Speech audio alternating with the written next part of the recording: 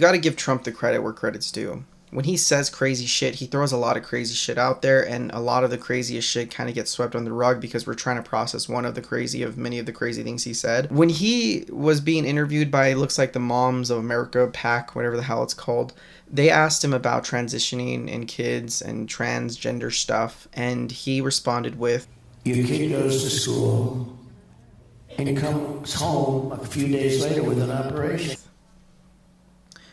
That's just batshit crazy. That's not even remotely close to being real. It's you can't even attack this point because there's no evidence. There's no rationale behind it. Schools are notoriously not great at accommodating for students. That's just if you went to school the past 60, 70 years, you would agree. To think they have the budget for surgeries and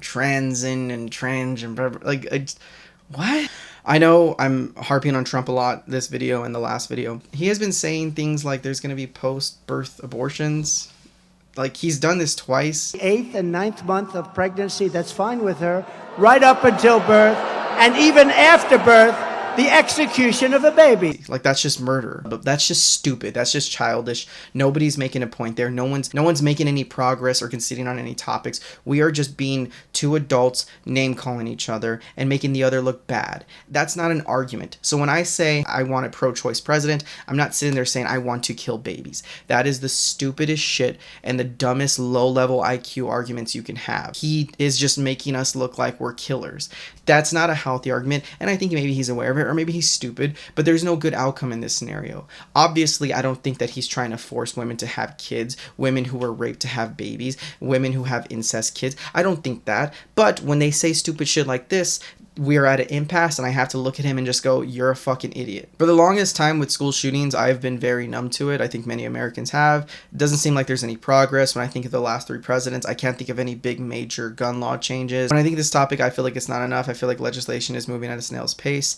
We should have basic common sense gun laws, but I know we're going to be at an impasse for a while, given that the current Republican Party is adamant on having no restrictions or very little. I've been thinking about this and thinking about, okay, when are things going to change? It's just going to be the nation we live in, and I think that's just ridiculous. That's never been the case. Society and cultures are always affected by what's going on. When I think about gun violence, I think, well, okay, you have a lot of young people being affected by it.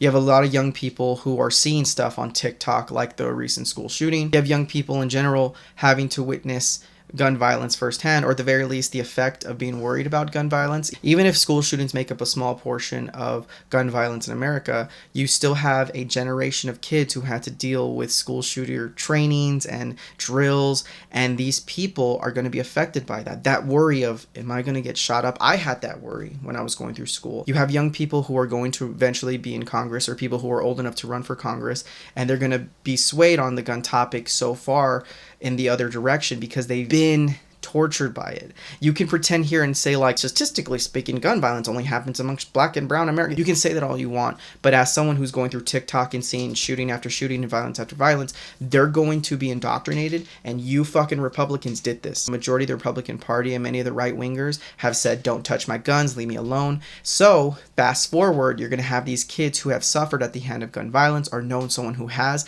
Even if it wasn't a school shooting, many people know someone who suffered from gun violence. You idiots are causing a wave that is slowly coming. You right-wingers who can't even meet someone in the middle and compromise on your gun laws. Everything should have legislation. Everything should have some sort of vetting program, and guns are no different. If there should be some sort of insurance like you carry for your car, fine, but there should be something. There should be at least some uniformity when it comes to how the states control versus federal. Universal background checks. There should be an addressing of mental health, and you idiots aren't doing it. These young kids are going to make legislation, and they're going to overcorrect. They're going to make guns banned, or they're going to make it really hard to get in everywhere. From Arkansas to California, they're going to be very similar laws because you idiots couldn't fucking do a compromise. You couldn't do basic bullshit background checks. When you wear those stupid bandages for Trump and then you have a pin for your AR-15, they see that you don't care about them, and they are adamant on making sure that guns are not as important as them. Your lack of legislation, your lack of touching weapons and trying to go elsewhere, push the kids further and further from loving guns.